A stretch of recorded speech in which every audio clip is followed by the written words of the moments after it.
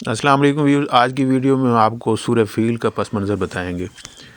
سورہ فیل قرآن مجید کی مکی صورتوں میں سے ایک ہے اور یہ وہ سورہ ہے جو عہد نبوت کے ابتدائی دور میں نازل ہوئی، جب اہل مکہ پر اللہ تعالیٰ کی خاص نعمتوں کا تذکرہ ضروری تھا۔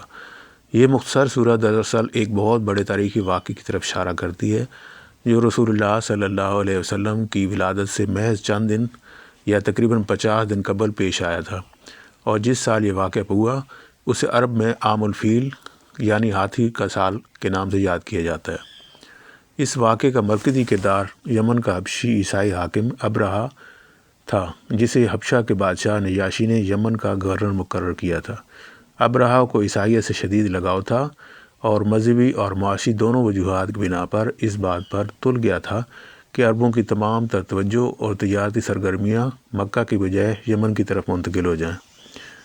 اپنے مقصد کو حاصل کرنے کے لیے ابرہہ نے یمن کے دارالحکومت صنعا میں ایک بہت ہی شاندار اور بلند و بالا گرجا گھر تعمیر کروایا جسے الکلیز کہا جاتا تھا۔ اس کی خواہش تھی کہ عرب خانہ کعبہ کی زیارت ترک کر دیں اور اس کا کلیسا کو اپنا حج اور مرکز عبادت بنائیں۔ اس نے پورا جزیرہ نما عرب میں کھلا اس بات کا اعلان کروا دیا کہ عربوں کو اب کعبہ کی بجائے اس نئے کلیسا کا رخ کرنا چاہیے۔ اس ناپاک ارادے نے اہل عرب کو جو خانہ کعبہ سے گہری مذہبی اور ثقافتی عقیدت رکھتے تھے شدید غصہ دلایا۔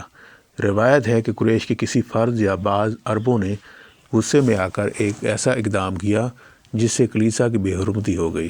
یہ خبر جب ابرہہ تک پہنچی تو وہ آپے سے باہر ہو گیا اور قسم کھا لی کہ وہ مکہ جا کر کعبہ کو زمین بوس کر دے گا اور اس کا نام و نشان مٹا دے گا۔ اپنی قسم پوری کرنے کے لیے ابرہہ نے ایک بہت بڑا لشکر تیار کیا جس کی تعداد تاریخ میں 60,000 تک بتائی جاتی ہے۔ اس لشکر کی خاص پہچان وہ دیو قامت ہاتھی تھے جنہیں وہ اپنے ساتھ لایا تھا تاکہ ان کے ذریعے کعبہ کی مضبوط دیواروں کو گرا سکے۔ اسی لیے اس کے لشکر کو اسحاب الفیل یعنی ہاتھی والے کہا گیا ہے۔ سب سے مشہور ہاتھی کا نام محمود تھا۔ یہ لشکر یمن سے مکہ کی طرف روانہ ہوا۔ راستے میں جو قبائل بھی مزاحمت کے لیے آئے ابرہہ نے انہیں کچل ڈالا۔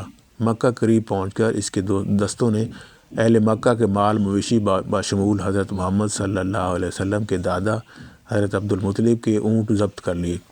یہ اس بات کا اعلان تھا کہ طاقت اور فوجی قوت کے لحاظ سے قریش ان کا مقابلہ نہیں کر سکتے۔ جب ابرہہ نے حضرت عبدالمطلب کو اپنے خیمے میں بلایا تو ابرہہ نے ان کی سرداری اور وجاہت دیکھ کر بہت عزت کی۔ ابرہہ نے پوچھا کہ آپ کا کیا مطالبہ ہے؟ حضرت عبدالمطلب نے خانہ کعبہ کی حفاظت کی بجائے صرف اپنے اونٹوں کی واپسی کا مطالبہ کیا۔ اس پر ابرہہ حیران ہوا اور اس نے کہا کہ میں تو تمہارے دین کا مرکز گرانے آیا ہوں اور تم صرف اونٹوں کی بات کرتے ہو۔ حضرت عبدالمطلب نے ایک تاریخی جملہ کہا کہ میں اونٹوں کا مالک ہوں اور اس گھر کا مالک بھی ایک مالک ہے جو خود اس کی حفاظت کرے گا۔ یہ کہہ کر انہوں نے اپنے اونٹ واپس لیے اور اہل مکہ کو حکم دیا کہ وہ سب پہاڑوں کی گھاٹیوں میں پناہ لے لیں اور خود کعبہ کے دروازے کے کنڈا پکڑ کر رب کعبہ سے آوازاری کے ساتھ دعا کی۔ اگلے دن جب ابرہہ نے اپنے ہاتھیوں کو کعبہ کی طرف بڑھنے کا حکم دیا تو ان کا بڑا ہاتھی محمود آگے بڑھنے سے انکار کر کے وہیں بیٹھ گیا۔ جب اس کا رخ یمن یا کسی اور سمت کی طرف کیا جاتا تھا تو وہ دوڑتا، لیکن جیسے ہی اس کا رخ کعبہ کی طرف کیا جاتا تو فوراً بیٹھ جاتا۔ یہ دراصل اللہ تعالیٰ کی طرف سے ایک غیبی اشارہ تھا کہ یہ سرزمین اور یہ گھر اللہ تعالیٰ کی خاص پناہ میں ہے۔ اسی وقت آسمان پر چھوٹے چھوٹے پرندوں کے جھنڈ نمودار ہوئے جنہیں ابابیل کہا جاتا ہے۔ ہر پرندے کی چونچ اور پنجوں میں چھوٹی چھوٹی کنکریاں تھیں۔ ان پرندوں نے ابرہہ کے پورے لشکر پر یہ کنکریاں برسانا شروع کر دیں اور جس سپاہی پر بھی یہ کنکری گرتی اس کا جسم گل سڑ جاتا اور وہ کھائے ہوئے بھوسی کی طرح ہو جاتا۔ یوں اللہ تعالیٰ نے اپنے گھر کی حفاظت کی اور ایک متصف اور متکبر لشکر کو عبرتناک انجام سے دوچار کیا۔ یہ تھی ہماری آج کی ویڈیو۔ امید ہے کہ آج کی ویڈیو آپ کو پسند آئی ہوگی۔ اگر میری ویڈیو پسند آئی ہے تو اسے لائک اور شیئر کر دیں اور ساتھ ہی میرے چینل کو بھی سبسکرائب کر دیں تاکہ اس طرح کی معلوماتی ویڈیوز آپ تک پہنچتی رہیں۔ ملتے ہیں کسی نیکسٹ ویڈیو میں، تب تک کے لیے اللہ حافظ۔